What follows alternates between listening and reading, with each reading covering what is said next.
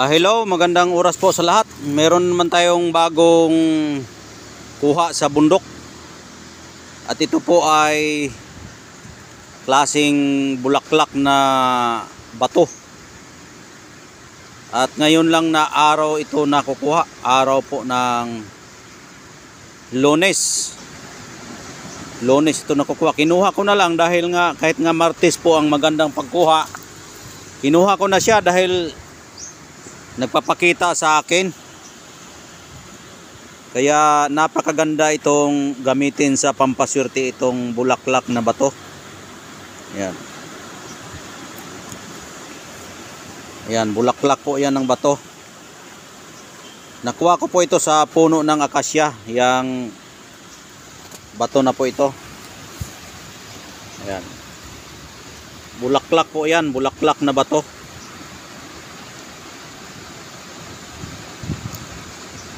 Ito yung likod nyo.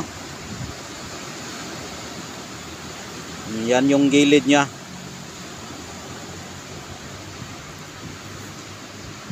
Ayan.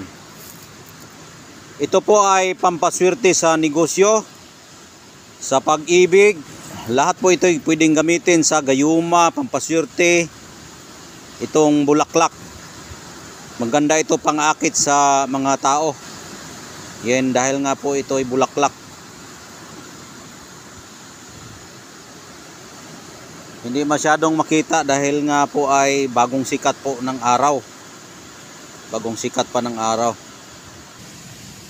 Ayan po, oh, makita nyo yung itsura niya kapag mabasa siya sa tubig. Kitang kita at klarong klaro po yung kanyang pagkabulaklak. Yan, hindi po ito gawa ng tao, no? Ito po ay gawa ng kalikasan.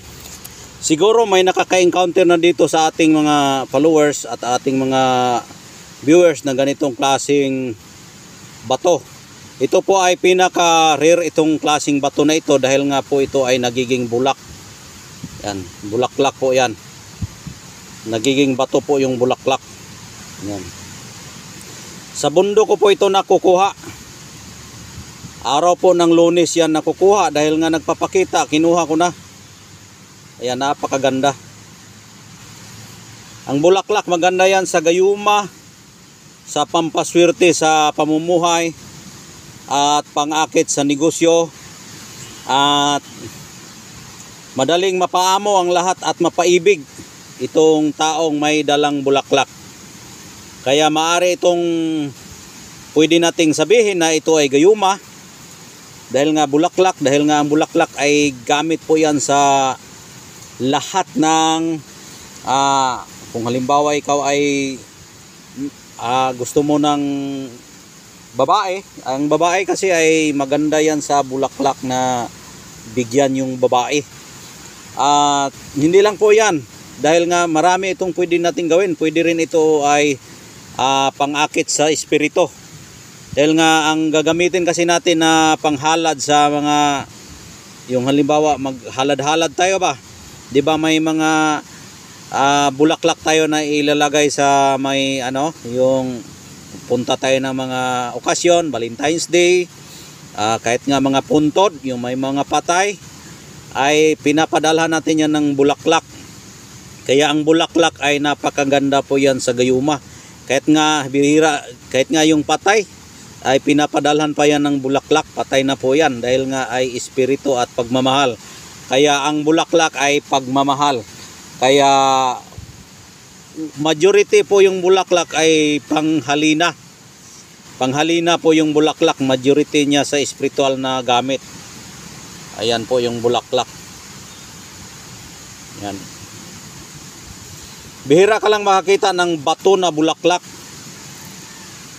Ayan. Siguro may naka-encounter na ganitong klaseng bato. Pero yung nakikita ko, yung gumamila silis na nagiging bato, ito hindi ito gumamila silis. Dahil makita nyo naman yung itsura, hindi siya gumamila silis. Bulaklak talaga siya. Tingnan nyo yung aro. Napakaganda yung aro niya sa itsura.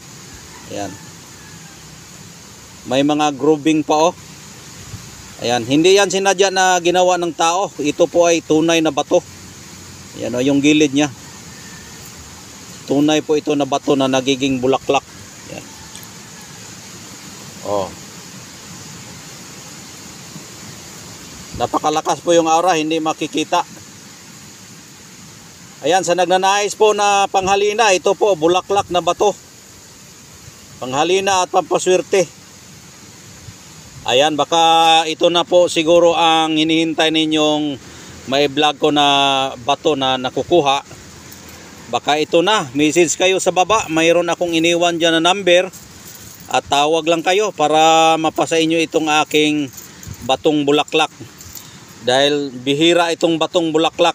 Kahit nga libutin mo mang buong Pilipinas, hindi ka makakita basta-basta na ganitong klase. Kung may makakita naman ganito, pero bihira lang.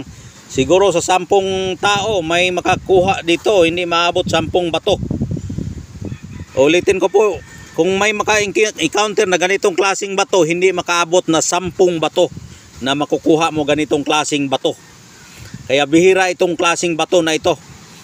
Kung may nagtatangan ito, siguro may makakuha siya 1, 2. Pag ipon-ipon yan, hindi makaabot 10 piraso ganitong klaseng bato.